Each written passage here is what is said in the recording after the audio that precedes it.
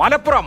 അഭിലാഷ്, ഇപ്പോ മലപ്പുറത്തിന്റെ കാര്യത്തിൽ വലിയ അത്ഭുതമൊന്നും സംഭവിക്കാനില്ല. കഴിഞ്ഞ തവണത്തെ ഫലം, അതുപോലെ തന്നെ നമ്മുടെ ആദ്യഘട്ടത്തിലെ ഫലം എല്ലാം UDF വലിയ മേൽക്കൈ കൊടുക്കുന്നതാണ്. തീർച്ചയായിട്ടും ഈ തവണ കൗതുകത്തോടെ നോക്കുന്ന ഒരേ ഒരു കാര്യം, സമസ്ത കേരള ജമിയത്തുൽ ഉലമയിലെ ഉൾപ്പിരിവുകൾ ഏതെങ്കിലും തരത്തിൽ ഇടതുമുന്നണിക്ക് സഹായകരമാകുമോ എന്നുള്ളതാണ്.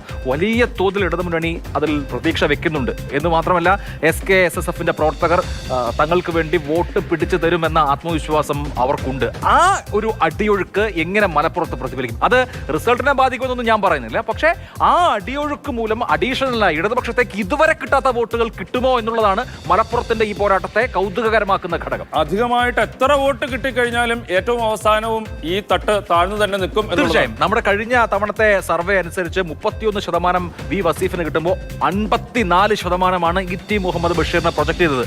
അത് തന്നെ നോക്കണം. കഴിഞ്ഞ തെരഞ്ഞെടുപ്പിൽ 57.01% വോട്ട് വാങ്ങി UDF ജയിച്ച മണ്ഡലമാണ് മലപ്പുറം. ഇപ്പോൾ നമുക്കറിയാം 7 നിയമസഭാ മണ്ഡലങ്ങളും LDF തരംഗത്തിലും 7 നിയമസഭാ മണ്ഡലങ്ങളും മുസ്ലിം ലീഗ് MLA-മാരുള്ള ഒരു മണ്ഡലമാണ്. അപ്പോൾ അത്രയും ഹ്യൂജായ ഡിഫറൻസ് UDF-ഉം LDF-ഉം തമ്മിലുള്ള ഒരു മണ്ഡലത്തിൽ ഈ പുതിയ രാഷ്ട്രീയ പരീക്ഷണത്തിലൂടെ ഭൂരിപക്ഷം കുറയ്ക്കുക ആകും ന്യായമായും LDF ലക്ഷ്യം വെക്കുക എന്ന് ഞാൻ വിചാരിക്കുന്നു. പക്ഷേ അതുകൊണ്ടും മതിയാകുമോ എന്നുള്ളത് നമുക്ക് പെട്ടെന്ന് പരിശോധിക്കാം. തീർച്ചയായും അങ്ങനെയാണെങ്കിൽ ഈ തവണ എങ്ങനെയാ രണ്ടാം ഘട്ടത്തിൽ മലപ്പുറം എങ്ങനെ ചിന്തിക്കുന്നു? നമ്മൾ സമയം കളയാതെ തന്നെ പെട്ടെന്ന് ആ പ്രൊജക്ഷനിലേക്ക് പോവുകയാണ്. മലപ്പുറത്തിന്റെ മനസ്സിൽ 54% ET മുഹമ്മദ് ബഷീർ കഴിഞ്ഞ തവണത്തേക്കാൾ 2% അധികം വസീഫ് നേടുന്നു. യെസ്, അത് ഈ പറഞ്ഞ ഘടകങ്ങളൊക്കെ അതിൽ വർക്ക് ചെയ്തിരിക്കാം. 31-ൽ നിന്ന് 33-ലേക്ക് വസീഫ് വർദ്ധിക്കുന്നുണ്ട്, ഇൻക്രീസ് ചെയ്യുന്നുണ്ട്. അതേസമയം തന്നെ ET മുഹമ്മദ് ബഷീറിന്റെ വോട്ട് ഷെയർ അനങ്ങാപ്പാറ നയം സ്വീകരിച്ചുകൊണ്ട് അവിടെ നിൽക്കുകയാണ്. ഇപ്പൊ ഞങ്ങളുടെ നാട്ടിലൊക്കെ ഏണി എന്ന് പറയുന്ന മലബാറുകാരുടെ കോണി, നമ്മളൊരു കോണി അലക്ഷ്യമായി വലിച്ചെറിയുകയാണെന്ന് വെച്ചോ മലപ്പുറത്ത്, അത് എങ്ങനെ പോയാലും അവിടെ തന്നെ നേരെ പോയി നിൽക്കും എന്നുള്ളതാണ് ഇത് സൂചിപ്പിക്കുന്നത്. തീർച്ചയായിട്ടും വളരെ വലിയ വ്യത്യാസത്തിന് ഈ പറഞ്ഞ വിവിധ രാഷ്ട്രീയ ഘടകങ്ങൾ ഉണ്ട്. ന്യൂനപക്ഷ മേഖലയിലേക്ക് കടന്നു കയറാൻ ഇടതുമുന്നണി പലതരത്തിലുള്ള സ്ട്രാറ്റജി പരീക്ഷിക്കുന്നുണ്ട്. എങ്കിൽ പോലും സ്റ്റേബിളാണ് മലപ്പുറം. വലിയ ഭൂരിപക്ഷത്തിന് മലപ്പുറം ET മുഹമ്മദ് ബഷീർ വിജയിക്കും. UDF മലപ്പുറം നിലനിർത്തും.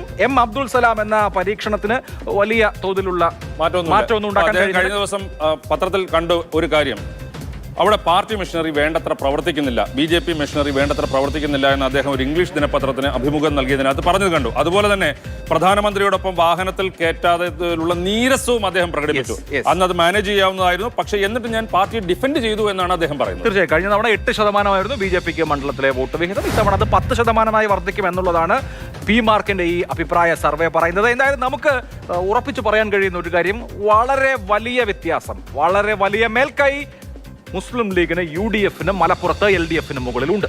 ഇപ്പോൾ BJPയുടെ വോട്ടിന്റെ കാര്യം പറയുമ്പോൾ ഒരു കാര്യം കൂടെ പറയണം. ഇതിന് മുൻപ് അവിടെ ഉണ്ണികൃഷ്ണൻ എന്ന് പറയുന്ന സ്ഥാനാർത്ഥി മത്സരിച്ചപ്പോൾ ഏതാണ്ട് 82,000 വോട്ട് കിട്ടി. അബ്ദുള്ളക്കുട്ടി വന്ന് മത്സരിക്കുമ്പോൾ അത് 62,000 കുറഞ്ഞു. അതായത് ന്യൂനപക്ഷത്തിൽ നിന്നുള്ളൊരു സ്ഥാനാർത്ഥി BJP സ്ഥാനാർത്ഥിയായിട്ട് മത്സരിക്കുമ്പോൾ വേണ്ടത്ര വോട്ട് അവിടെ കിട്ടുന്നില്ല എന്നുള്ളതും ഇവിടുത്തെ ഒരു പ്രധാനപ്പെട്ട കാര്യം. തീർച്ചയായും ഏതായാലും നമുക്ക് മലപ്പുറത്തിന്റെ ചുവരെഴുത്ത് വളരെ വ്യക്തമാണ്. മലപ്പുറത്തേക്ക് ചാരിയിരിക്കുന്ന ആ കോണിക്ക് മാറ്റമൊന്നുമില്ല.